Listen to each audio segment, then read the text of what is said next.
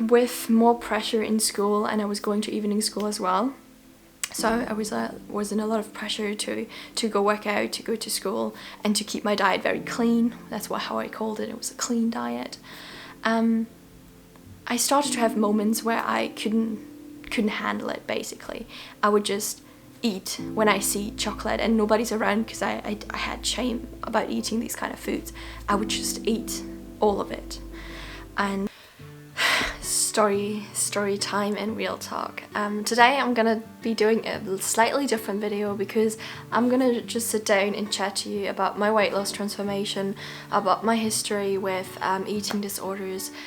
I'm gonna talk about binge eating, I'm gonna talk about bulimia, and how I transformed my life and my mindset, because it's not just body transformation that occurs if you're going through these kind of disorders, but it's also a mindset transformation that occurs. So interlinked with diet, and I'm gonna tell you guys what changed and how I recovered basically from it, with what kind of knowledge and what my diet looks like right now, and how I found a diet and lifestyle that is sustainable and healthy, and I don't even think twice about is that too much food that I'm eating right now? Does this have a certain amount of calories? And all these kind of thoughts are non-existent for me anymore. And with that kind of intent, I want to do this video, because I feel like there's so many people out there who are just feeling trapped in a cycle that seems endless. And you say, tomorrow I'm gonna do this and start new, I'm gonna research this next fancy diet, I'm gonna restrict my calories, and then at some point inevitably you binge out again because you're restricting too much, and it's just really toxic. And I never shared this with the public. My parents sort of know about it, but I never spoke publicly about it.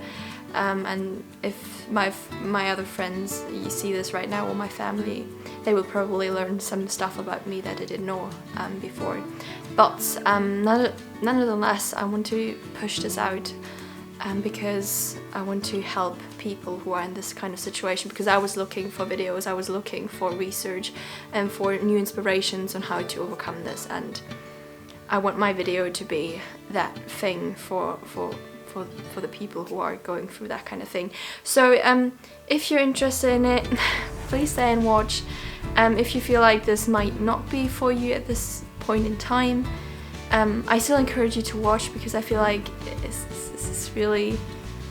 it's a really great solution. But I understand if this triggers you, maybe then you're welcome to turn YouTube off or my video off and watch something else. Anyways, I'm gonna start now. This was a very long intro. For those of you who don't know me, my name is Stephanie from Lifestyle by Stephanie. I am 24 years old now. Wow, I'm old. And I share my passion about workouts, fitness, nutrition, and lifestyle on this channel. So, without further ado now, let's get into this video.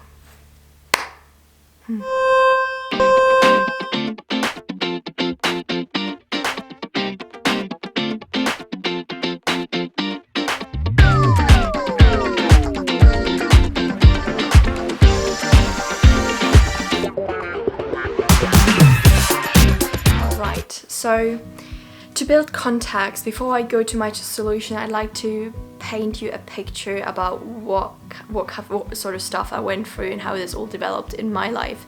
If you're not interested in my life story, I'm gonna put a timestamp somewhere here, if I can, to lead you to what actually helped me. But for those of you interested, let's dive in.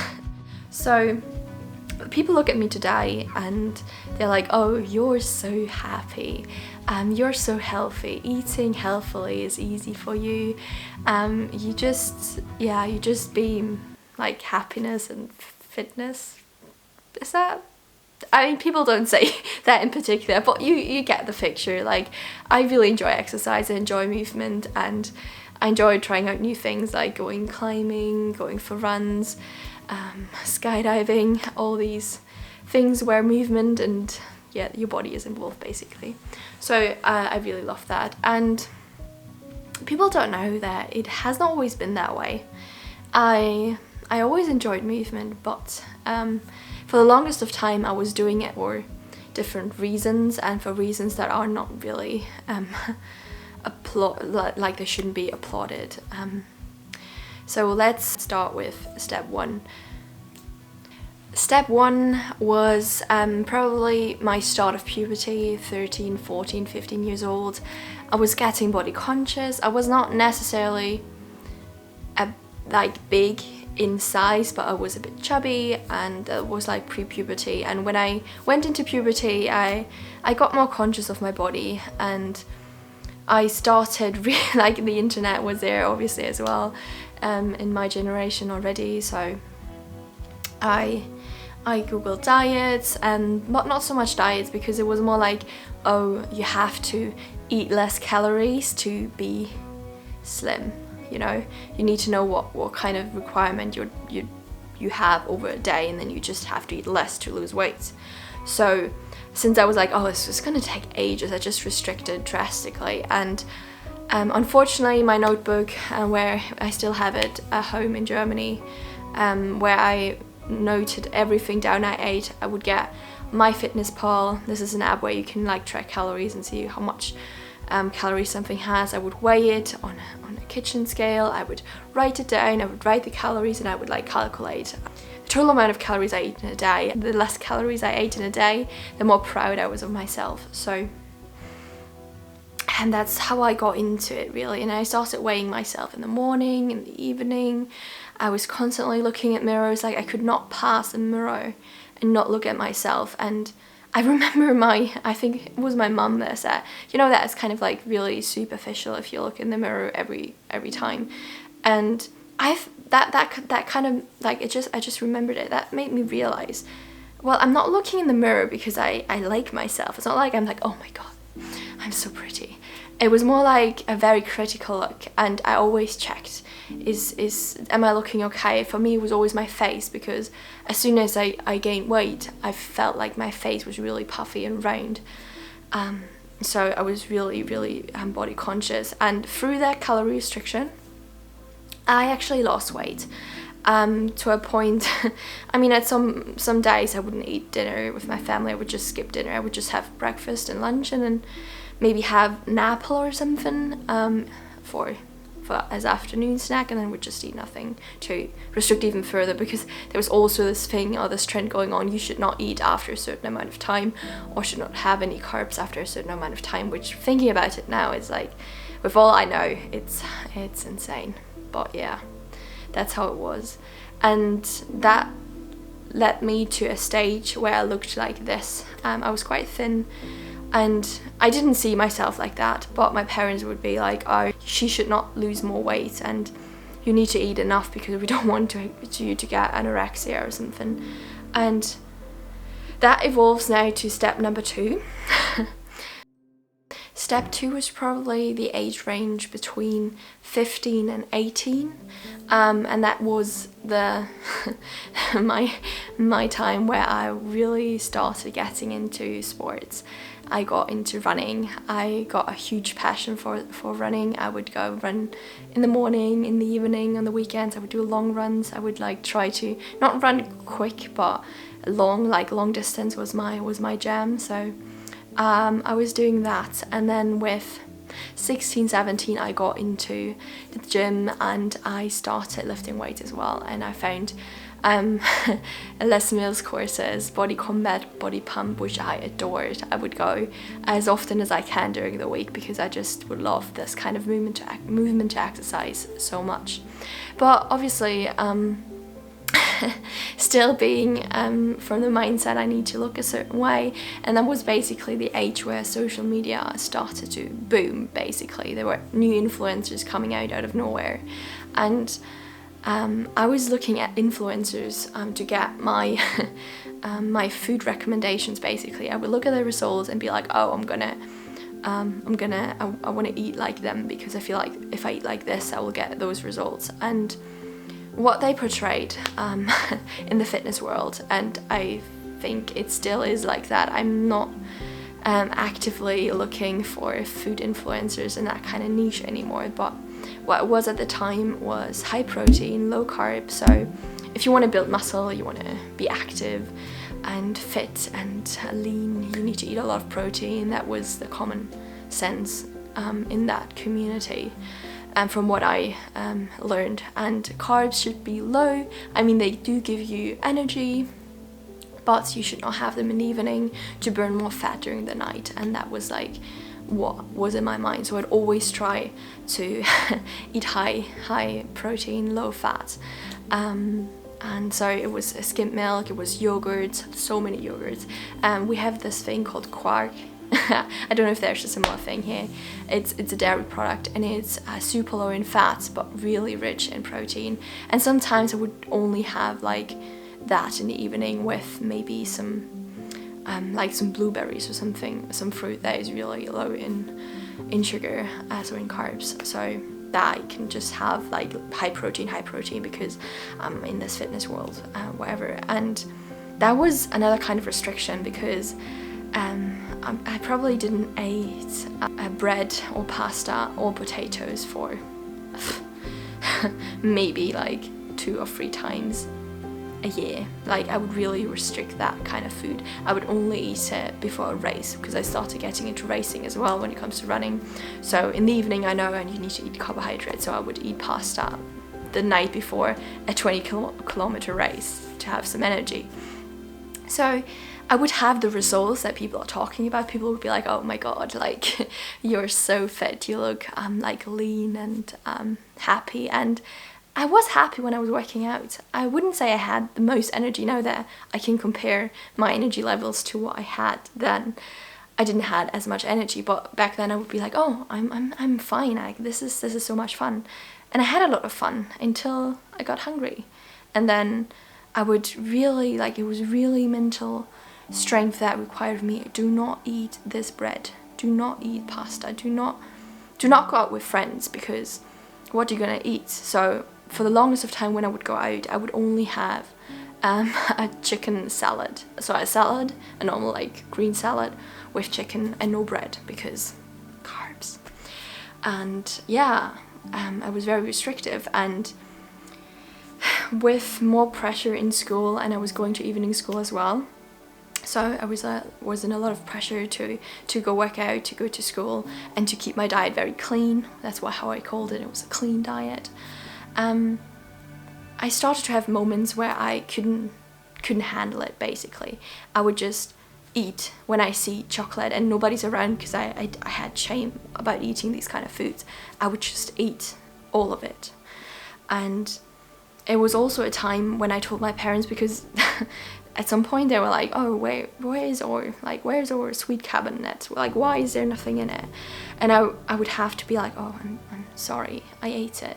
And some days I ate it, and then I went to the grocery shop really quickly to buy it so nobody sees that I ate it, because I would eat thousands and thousands of calories in one sitting. And back then I didn't know that can be like the start of an eating disorder. I wasn't aware. But for me it was just like, oh, I lost control. And the way I punished myself for it would be after I ate so much, and with just basically crap, like nothing nutritional, just really fatty and sugary meals like chocolate, like cookies, like cake and that kind of thing. I would be like, oh no, I need to get rid of it now, so what do? So at first it was exercise, so I would go for a run. And it's not nice to run with a full stomach, let me tell you this. And it's especially not nice if you ate a lot of fat and go for a run, because it's just harder for your body to like pump blood through you, because you get the fat that you eat are temporarily for 4 to 5 hours in your bloodstreams.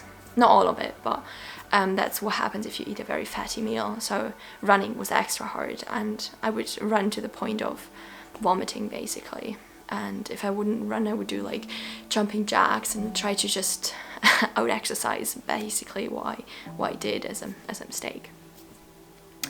And that leads me to step number 3 of this story, of my story.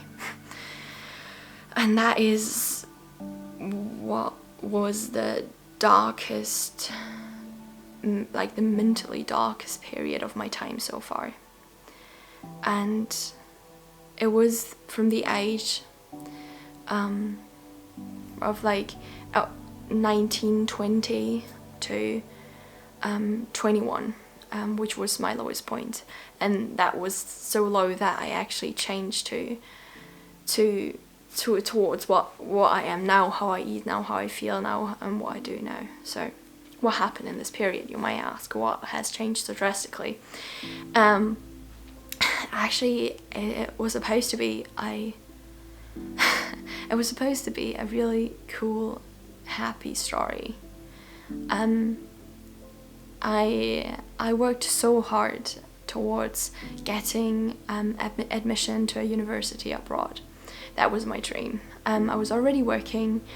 I did an apprenticeship before when I went to evening school, and yeah, I was working towards studying abroad in Scotland, which I am currently doing. So, but in my first semester, so after I got accepted and I moved here, obviously you start and you don't have any friends. Like, obviously it's a new country, it's a new environment, new people. You need to make friends if you want to have friends, because you can't really get your friend circle from one country and just move everyone towards to another country. It just ain't happening like that.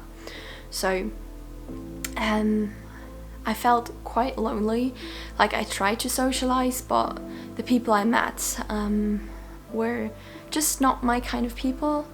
I was already, like, I was working, as I said before, and especially then, I was still quite shy, and I wasn't really outgoing. I wouldn't want to go like partying and doing all that, and I just didn't go to any of these events, and therefore I didn't have many friends. And I was always happy to like study and be I was basically acknowledged for my studies, and I feel like maybe that is a bit superficial, but I really appreciated in school and in my apprenticeship in an evening school that I was being appreciated for my contributions in school, because I was like, oh, because I could help people in that kind of sense. Like, if someone had a question about homework or something, I would be that smart kid who could answer the question, you know. But nobody cared here if I would do my homework or not. Nobody even cared if you go to lectures or not.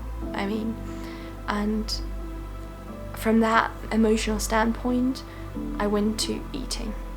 And what was sometimes that happened in the past when I had like sugar cravings or whatever, like sugar and fat cravings, went to almost every day. And in my first semester, which are only 4 months, I gained 12 kilos. God, I try not to cry now. I'm not feeling so sentimental now about the 12 kilos, but more about what my life was in this period, because I would go to the store and I would, with the intention to binge out, I would buy all these things I know that are unhealthy, and I would be ashamed of having them in my cart. Like, I was trying to do this in secret, and I could, like, literally standing in front of the shelves would give me, my heart would start to race. I would get sweaty palms because I was just like, oh my god, I just want to get this and get home and just eat it. Sometimes I would even eat it on the way to my student accommodation. And then I would buy it. Pringles. It was like dairy chocolate with Oreos as well. Like, that was like a huge thing for me. And ice cream. Oh my god, ice cream. I ate so much in one sitting until you feel like, oh my god, just terrible. Anyways, I would buy all this, go home and eat it all. Sometimes I would even cry when I was eating. Sometimes I would just eat as much until I fall asleep, because it's like so much, your stomach hurts and you just fall into some kind of coma. And I would wake up feeling terrible. My skin was not good. I gained weight so quickly, my body didn't appreciate it, and all the things I liked about myself, like being good in school and having friends and oh my god I didn't want to cry, and just like being a happy person and exercise and stuff, I just wasn't that anymore, and it showed. And yeah, I have some pictures from that time. I don't have many because I didn't like taking pictures. Anyways, out of this emotional depth, let's move on to step number 5.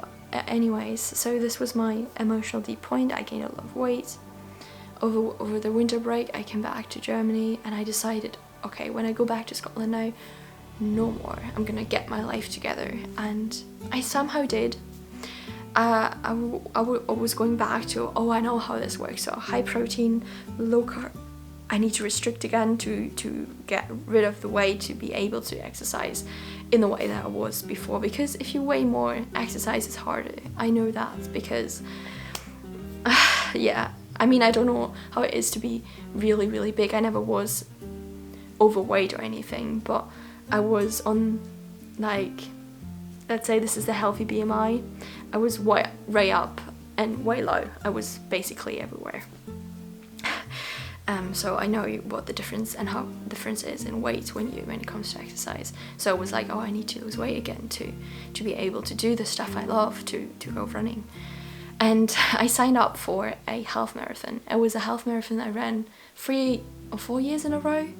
And some I know some events I even was like second place in my age group. So I was a route I really loved. So, and I would run that with my heavier body, not feeling mentally as good as I should or like to feel when I run. It was the most painful half marathon in my life. I had to stop and walk. Not that it's wrong to stop and walk. If you run a marathon or a half marathon and you need to walk, you walk, you know. But for my own standards, I felt so bad. I was in so much pain. And I actually cried during the run because obviously my body was in pain. I wasn't drained enough anymore. But I also was in mental pain, if I can say it like that. And I finished. I don't know what the time was, it wasn't good, but time isn't the point here. And that was like my way back to the next step, basically, to go back into some sort of routine. I got my life together, kind of. I forced myself to be more social. It was also a time where I discovered yes theory and their seek discomfort thingy. So I was trying to say more yes to people asking me out on like adventures and that kind of thing, and friends and all that, to just be more social and make memories. Because I also realized at this point I was like 20, and it's that time of your life, you know, you don't want to miss out. So I was saying more yes to random people at uni and Freshers Week asking me to go somewhere, to go on a different kind of societies from uni and see what they're offering, like kickboxing, like kayaking. I went to games nights, I went to hiking trips and that kind of thing, to just socialize. So I was meeting a really cool group of people and I really enjoyed that. And yeah, to my food terms, like I was mentally in a better place, but my habit of binging didn't stop. I did find a way to make it less obvious, and I'm not proud of this at all, and I'm a bit ashamed, to be honest. I know I shouldn't be, so I'm gonna say anyway. So I developed bulimia, and for people who don't have it, I think it's really hard to understand, or who didn't have it, it's really hard to understand why people would do that. Why would people eat a lot of food or even a little bit of food and then go to the toilet and like barf it all out. It makes no sense, because why would you eat it in the first place, or whatever. But in my eyes, it was a way to keep my binging in check, to get rid of the calories. And I would binge when I would have attacks. Like, I wouldn't binge on a normal meal. I would only binge on purge on, like, when I had like 2 500ml boxes or a kilo of ice cream or something. And I don't want to go into detail because I don't want to give anyone ideas, but at first it was really hard. I couldn't, and it was a little painful, but over time my body, I was just going to the toilet and it almost came up. Like, you develop some sort of habit. It's just not nice, and you wake up in the morning and your throat hurts, your eyes are red, you have like red bumps over your eyelids because like veins or whatever explode, and it's just really painful for your body. Your teeth you get damaged as well, you're shaking, you feel terrible, you're full of shame. It's just, anyways, I don't want to go into detail. Anyway, so I developed that, and in my way I was like, oh, I'm dealing with my binging now because I have a solution for it. And yeah, because in my eyes I wanted to be healthy, I wanted to be fit, and I wanted to do all these exercise, but the high protein, low carb, restricted diet wasn't working, because it was too restricted that I needed to binge on things that I was restricting myself of. And I'm not saying right now that I'm eating loads amounts of cookies and ice cream and all these things because that is the solution I'm going to tell you now. It's because I have no cravings for it. And my personal aha moment is because I'm eating enough what my body requires for energy, and that is carbs. So I found Game Changers on the internet, on Netflix, before my 21st birthday in November. I actually have a video of me finding it and being really excited about, oh my god, I'm gonna try this vegan lifestyle now. And yeah, I found it and decided for myself then and there, I'm gonna be vegan now, because I heard that it is the most abundant lifestyle when it comes to health and weight loss and maintaining a healthy weight easily without restricting anything really. Und ich habe mir die Documentary Game Changer gestern und heute nochmal zum Teil angeschaut, und es sieht so aus, dass wenn man sich von Pflanzen ernährt, dass man nicht nur mehr Kraft hat, sondern auch ausdauernder ist und mehr Mental Clarity und besserer Blood Flow und so viele Benefits, abgesehen von den ganzen ethischen Gründen, dass ich jetzt beschlossen habe, ab heute werde ich mich vegan ernähren. So I found this and I ordered like the first, I think I have it right here, the clip I'm just gonna show you. Dem noch auf MyProtein veganes Proteinpulver bestellt. Und I ordered like vegan protein powder because, oh my god, what is if my body doesn't get enough protein? Can you imagine as an athlete not getting enough protein? Yeah, and now I've been on a vegan diet for 2 years now, so I'm 24 now. I turned 21 when I started, so a bit more than 2 years, and my vegan diet in itself changed as well. It went from, oh my god, I was still in the mindset, oh, don't eat too much carbohydrates, just like try to get your protein from plant sources, to doing more research, getting really, I wouldn't say obsessed, but really curious about nutrition and reading up about it and watching documentaries and reading scientific papers, etc. to, oh, actually a protein is never the problem. You can't have not enough protein in your diet if you have enough calories in your diet. And yes, you need protein to build muscle, but since you get enough, there's no extra benefit from getting more. In fact, there's actually evidence that a too high protein diet cause disease, and when I say disease, it's diseases like cancer I'm talking about here. So my mind was blown. So slowly but surely I transitioned to a high carb, low fat vegan diet. I would say mainly whole foods, but I do eat white rice, and I really enjoy bread. That was the door. I really enjoy bread and pasta. I just try to look that I don't have isolated fats in my diet, because they're not healthy, they're not beneficial, and they add to your weight, because the fat you eat, that's actually something I got from another YouTuber, the fat you eat is the fat you wear. And when with carbohydrates, people shouldn't be afraid of carbohydrates if they eat it not in combination with fat, because in nature, when you look at whole foods, which are the healthiest foods you can eat, there is no whole food that is fat and sweet.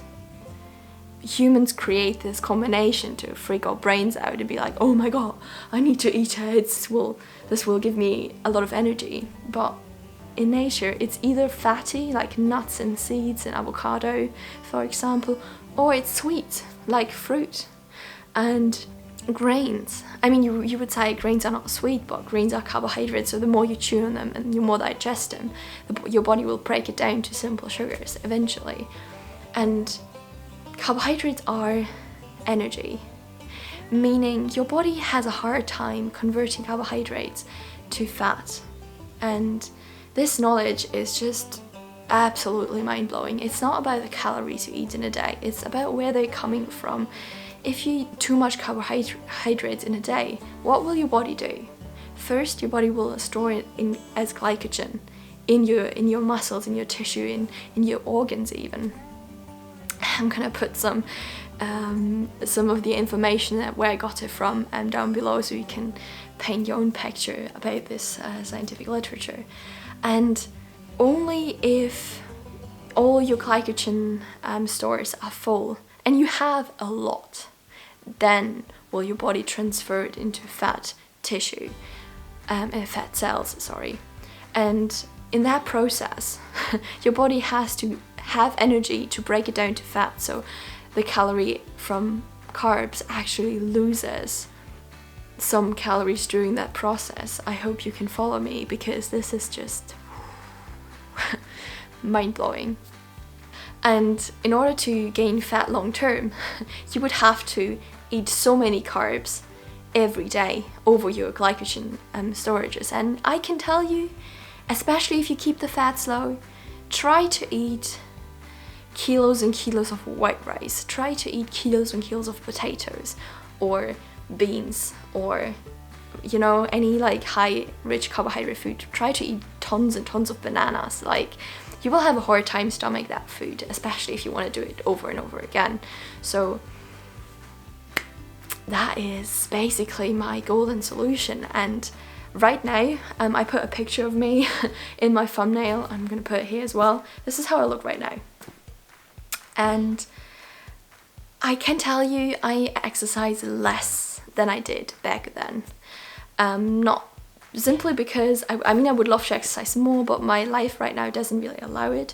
I do post workout videos, so I do exercise, but just the volume at which I exercised back then is not what I do now. Yeah, so I'm actually fitter, I have more energy, I lost weight, no restriction, no excess sport, and it's scientifically proven, and I feel amazing.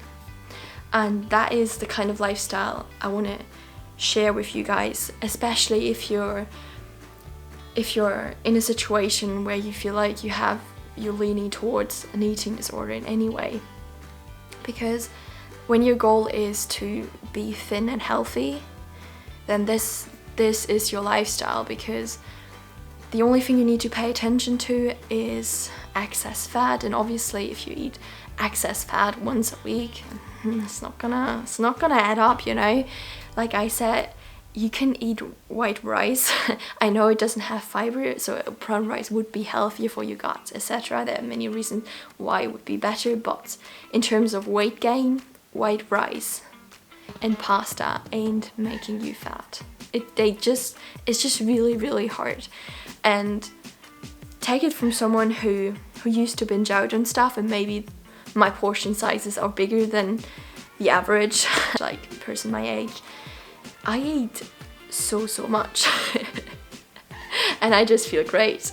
And that's the thing I want to share with my channel. I want to show you a way where this lifestyle, this fit and healthy lifestyle, doesn't need to feel like a chore, and it can be always fun. You can spend your time exercising in a way that you enjoy. You can find movement that you like. That is my revolution. I hope you understand what I mean by that. So you exercise to tone and shape your body in a way and be strong, and your diet determines whether or not you have excess weight on you, because you can't out exercise a bad diet. I tried, it's not fun, it's hard, and it's not long-term sustainable to out exercise a bad diet. So if you want to be healthy, it's the diet you need to scrooge on. And I'm gonna share all the resources that I can off the top of my head that really helped me down below. Movies you can watch, books you can read that I read about a high carb, low fat diet, a whole food plant-based diet, a vegan diet. And yeah, you don't have to label yourself as a vegan. It doesn't matter what you call yourself, but you know, this lifestyle can transform your life. I couldn't go back. I have no taste for eggs anymore. Like, just the thought of it is like, whoo, that came out of an animal. Like, out of the ass vagina of an animal, to be exact. Yeah, it's called an ass vagina. So yeah, you don't want to have that, and all of the salmonellas and the things you can get from it. And yeah, animal agriculture is just nothing I want to support anymore. I hope I can maybe make you curious about it, because it solved a lot of my problems. And yeah, I haven't binged and purged in one and a half years maybe. I don't know, but it's awesome. I have no desire to, so I feel really good. Anyways, if you're interested in this lifestyle, and apart from all the resources, want to know more from me, what kind of exercise I do, my workouts, my recipes, the things I learned about nutrition, I currently applying to do my master in science in nutrition as well. So I'm going to study human nutrition, fingers crossed. I'm going to start in September if that works, to do my master's. And yeah, there will be more awesome, hopefully awesome content on this channel about nutrition and fitness and workouts and lifestyle. So if you're interested, subscribe and leave me a comment. Maybe if you want to share something with the community, feel free. Please be kind to everyone else, and please be kind to me as well.